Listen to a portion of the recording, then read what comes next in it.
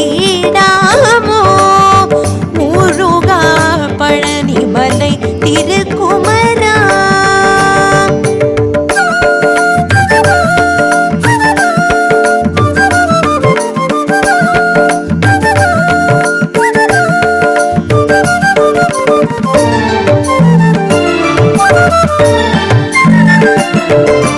குழலின் ஓசையும் யாழின் இசையும் தும்புரு நாதமும் மதுர சங்கீதமும் சதங்கையின் ஒலியும் சங்கின் முழக்கமும் தாலாட்டின்